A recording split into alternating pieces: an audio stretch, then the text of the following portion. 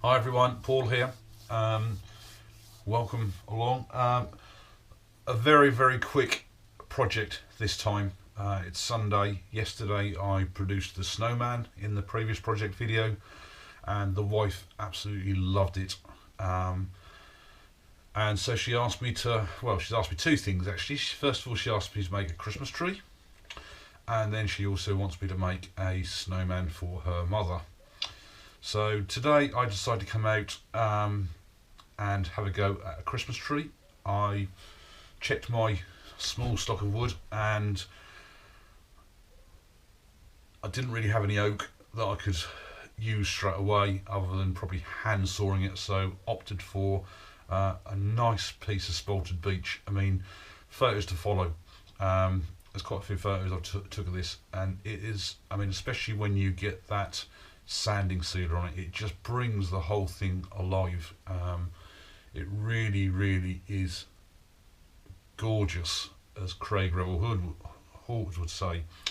A fun project to do.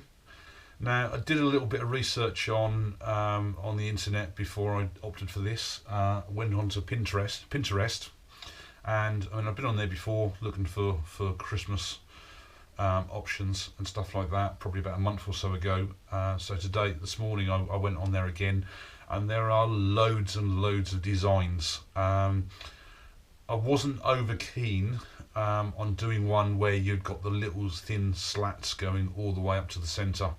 It just didn't appeal to me. Obviously everybody has their own tastes, and I spotted one on there. I don't know who it's from. It was all these just gradual, just gentle curves as you come out, which is more or less what I opted for, and just my own little take on it. Still got the little sort of sharpish edges, whereas I think the one I see was almost like curves all the way through, almost like just different size beads going all the way up. So I've given that probably 2 or 3 coats of sanding sealer. I mean, you'll see in the video that I literally just poured, because of the gaps and everything, it all does go down to like a point in the insides there. And because of the gaps, I just literally just poured on the sanding sealer, and then just tried to make sure it all worked itself in with the kitchen roll. I took it down to, I think it was about 320 on the sanding. I hummed and hawed over the Yorkshire Grit because I thought it was going to be a real pain to obviously work its way into the grooves and everything. But I thought, right, no, I'll have a go at it, because Yorkshire Grit does a brilliant finish, and obviously with the extras in it, it produces a finish on its own. And then I just topped that up with a couple of coats of wood wax 22. You'll also see in the video as well. Now, unfortunately, I've got to apologise because my camera seemed to have froze at the point where I worked on this bottom stem. I was really annoyed with that actually, because I'd actually just changed camera positions and everything again. And at that point, when I actually took this stem down to here, the whole thing actually did take quite a bit of a wobble on. I mean, you'll see in the video that there's actually looks like a fair bit of vibration on the point end. So it was out probably by 2-3 mil.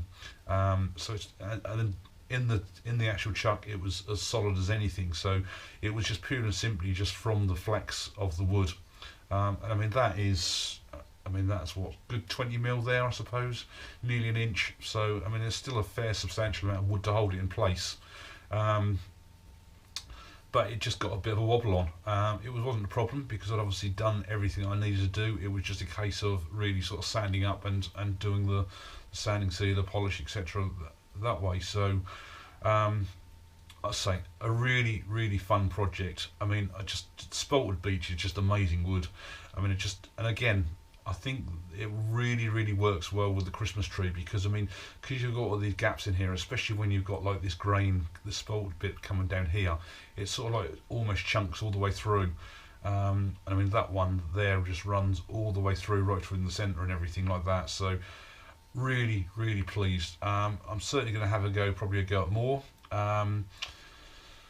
I think next weekend the wife is away. She's off to Edinburgh with my daughter, so I think I'm going to probably take another trip to the mill Saturday morning just to see what they've got there, to see what I can pick up and bring back, and obviously see how wet it is. So apologies for going on for so long. I mean, I'm already hitting about 5 minutes already of talking, which is nothing unusual for me.